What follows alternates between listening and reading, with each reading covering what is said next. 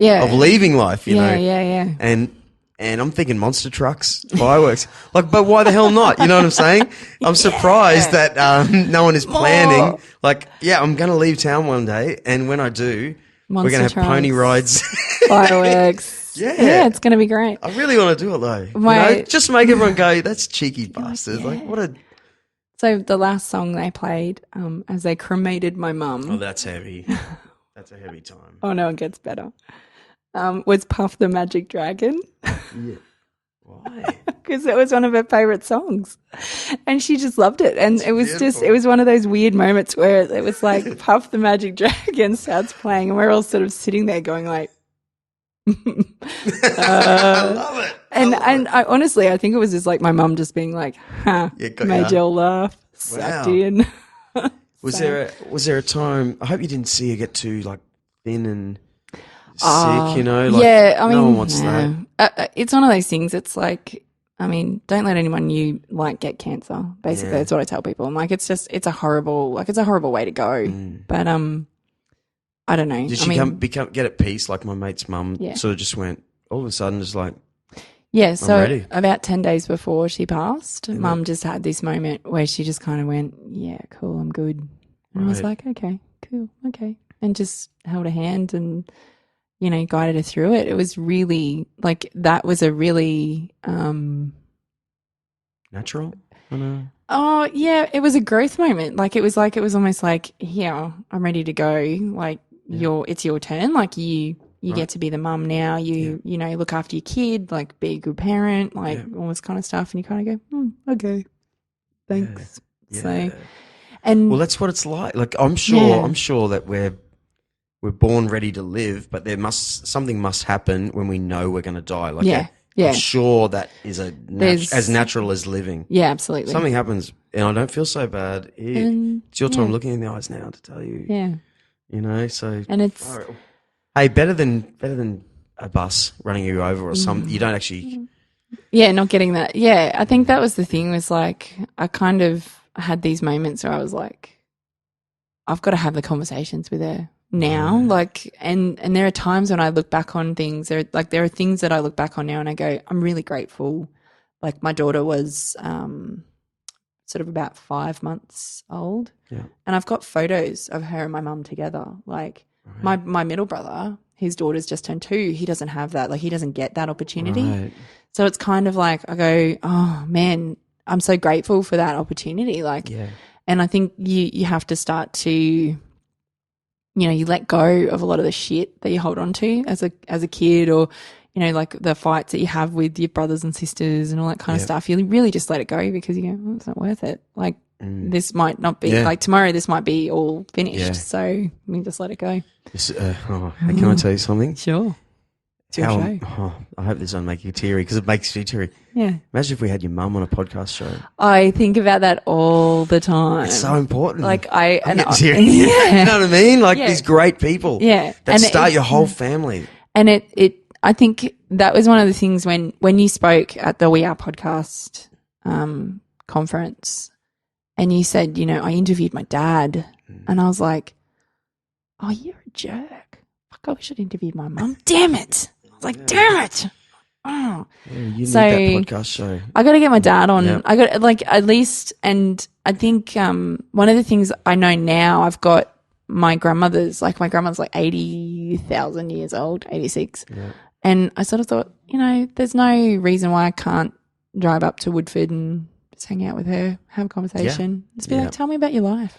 Tell me about when you were a kid. Like, what was it like, you know? And you probably heard little stories before, but I'm sure she'll go on into the next story you've never heard. Yeah. And it's kind of, I understand how it is difficult. It's like a chore, like, oh, geez. Yeah. You know?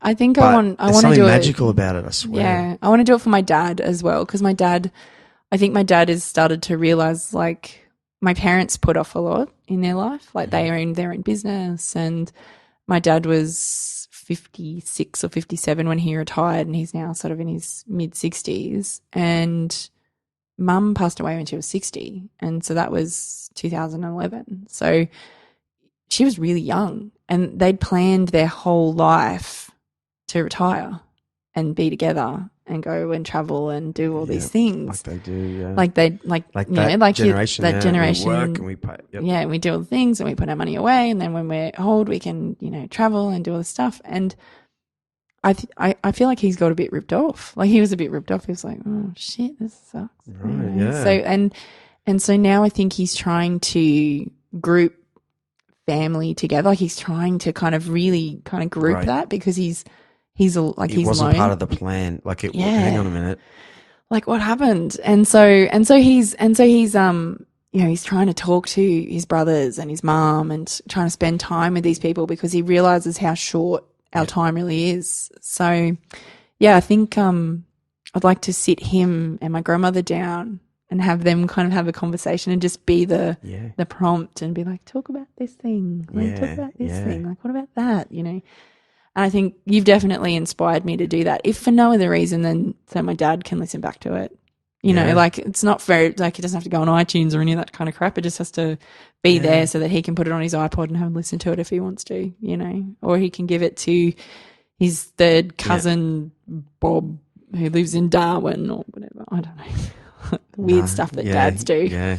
Just put it on there. Yeah, exactly. Just somebody. Someone may know her. Someone may find someone, like we know, it doesn't matter how many people listen. No. The actual, it's getting when you turn it off and you look across and you see your grandma and go, thanks. Did we just do that? Yeah, we just had that conversation. Just taught me about that thing you did, and you're like, far out. You actually share these cool moments. Yeah. I think I've just realised you've got a pen taped to your. Yeah, my headphones. Why? This is a top dollar deal. These headphones. Here's the thing: these headphones cost $10 for a pair. They're both broken. That ones you're wearing are taped up. These ones are taped back on. I've had some they're very millionaire dudes in these chairs. But these headphones here were $160 and they suck. They're awful. Yeah, I like these ones, so they're comfortable. I like them. I'm looking for a sponsor. Looking for a headphone sponsor. Beats by Dre. Whenever you want to come on. I'll take it. Whenever you want to come on. It's all good. It's all good. Hey, put it there, champion. You went above and beyond to be here today. Thank you. You met me in Surfers Paradise. I did. I totally brushed your meeting that was supposed to happen here in Currumbin. I completely messed up, and I was at that 7:30 report filming thing. You were being too much of a superstar. I was. Let's face it. Okay, I'd like to talk to you, right? But listen where I am, right? So, I'm absolutely stoked. Thank you. Thanks for having me. Totally stoked, because lots of people don't take the chance. The fact that you're even at We Are Podcast means you're taking the chance. It's a crime you're not even 10 episodes deep now, The fact that you're here qualifies you as, you've got nothing to lose, nothing to hide, nothing to... I guess that's the thing. Nothing to lose. Nothing to lose by putting it out there. So there's not a single person I know that I was scared of telling that you had a podcast. Who doesn't sort of rave about it to other people now. It's really funny. And they don't, let's face it, they don't actually listen. It's not, your friends won't listen. It's actually good to know. I hope not. Well, it's actually good to know. They'll listen to one, but they'll kind of think of it as one of your things. I'm going to talk shit about them on my show. Yeah, that's what it's all about. That's what it's all about. Because they don't listen. Let them find out. Let their kids find out. All right. Awesome. Thank you. You're welcome. 7:00 at night on Wednesday night. And we both got family. Yeah, same. Yeah. Take it easy. Thanks, Drew. She make her notice you fast, but hanker while you don't close in after. She knows you can get most dudes, though she mustn't know about you. If you screw this or bend, then lose all your cool. That's when she ends up liking you as a friend. You're not playing hard to get, you're playing at not getting a hard on yet. And there it is. Podcast number 80 with Kristie Melling. Thank you, Kristie. What a sweetheart you are. And again, another positive, good person that shines like a diamond. When people like that walk past, they're made for entertainment or something, And that's you, Kristie. So thanks again. As I said, massive day. We'll be on national TV really soon for this little show that has good intentions of interviewing people with good intentions. I don't even know. I felt a bit silly today, I'll be honest. I got interviewed myself, and there was a time where I listened to myself going, what are you saying, mate? honestly, what are you talking about? But it was from the heart stuff. But I don't know. There's lots of lots of hard-working people in the world. Put it that way. Real hard, real tough. I find myself to be in this this great city, surrounded by great people, and great opportunities are showing up all the time now. And I'm lucky to be working in a great business that actually let me have a couple of days off to do that. So what people can, I'm grateful is what I mean to say is I'm grateful. And I hope it comes off because now it's in TV land. You never know what's going to happen. And no doubt some of you are going to slay me. So I'm ready for you. I still enjoy it. But hey, stop talking, Drew. All right. Okay. Koala Karma, I love you. Cause she's cleverer. How attracted to you she is this part of your gap. But it's multiplied by how little of you she can have. Elementary, my dear cousin. I cannot state this enough. She must not clock your flop. You can't placard your march. You're through, she clues your moves. Or you're colluding, well, weapon. It's a war of the sexes, never get it blurred. I beg that you learn, cause she's cleverer.